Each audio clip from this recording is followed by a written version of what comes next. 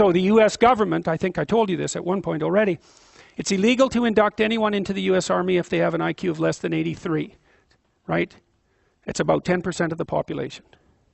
Because the US Army, and they've been doing IQ testing since IQ testing began, because they want everybody they can possibly get into the Army, because in peacetime, they use it as a way of moving people up the socioeconomic ladder, and in wartime, well, obviously, you need as many soldiers as you can get your hands on.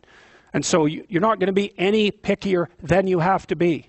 So when the US Army says it's illegal to induct anybody into the armed forces if they have an IQ of less than 83, then you know that they've done it for absolute necessity, right? And when people have made a finding that contradicts what they want to hear and they're doing it out of absolute necessity, you can be reasonably true that it's one of those facts that just won't bloody well go away. And so you might think, well, if there's nothing for someone with an IQ of less than 83 to do in the Army, what makes you think that there's something that they can do in the general population?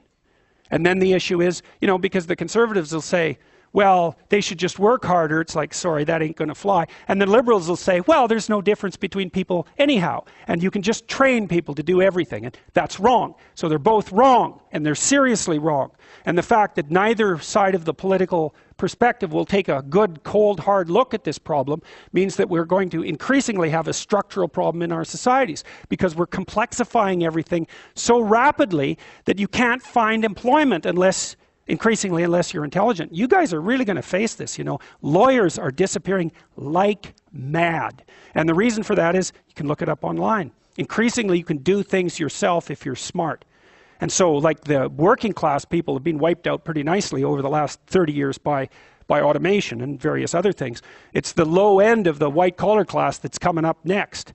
So I'm not saying that lawyers are in the low end, but low end lawyers are in the low end of the white collar class. So there's still going to be plenty of positions for people who are creative and fast on their feet and super smart. In fact, those people are going to have all the money, and that's already happening to a great degree. Because if you're smart and you can use a computer, you're so smart it's just absolutely unbelievable, right? And if you can't use a computer, and lots of people, and I don't mean, you can open Word. That isn't what I mean. I mean, maybe I mean you can program, and if you can't program, well, you're right at the next end. So if you haven't got that with you, you're going to be left behind. What's going to happen then when that happens, when you have... Oh, a lot of them will take Demerol. That's what's happening in the United States. Yeah, it's an opiate. Yeah, so there's a massive drug problem emerging in... Under 83 or whatever, yeah. is about 15% of the population. Yeah, no, I'm telling you, that is what's happening. It seems like that percent of the population is going to increase. Yes. Drugs. Yeah, drugs of abuse. The population falling out of society. Well, what is happening to a large degree is people drop out of the employment race. They get very depressed. They develop chronic pain problems, especially if they're men, because chronic pain and depression are very much the same thing. And then they subsist on opiates, which are subsidized by Medicaid in the US. I'm not kidding about this. This is exactly what's happening. What else is going to happen to people for whom there's nothing to do? They have a terrible time, especially if they're conscientious. That's a good question. The AI guys are pushing hard on this. Hey, what's the biggest employment category? Driver. Think about it. What's Tesla doing? What are all the AI guys working on as fast as they possibly can? Driverless cars. No problem. Except that's the biggest employment category for men. So what are those guys going to do? Yeah, they're going to sit home and, be miserable with their wives and take opiates because they have chronic pain problems. Right. Nasty. And you might think, well, could they think up something else to do?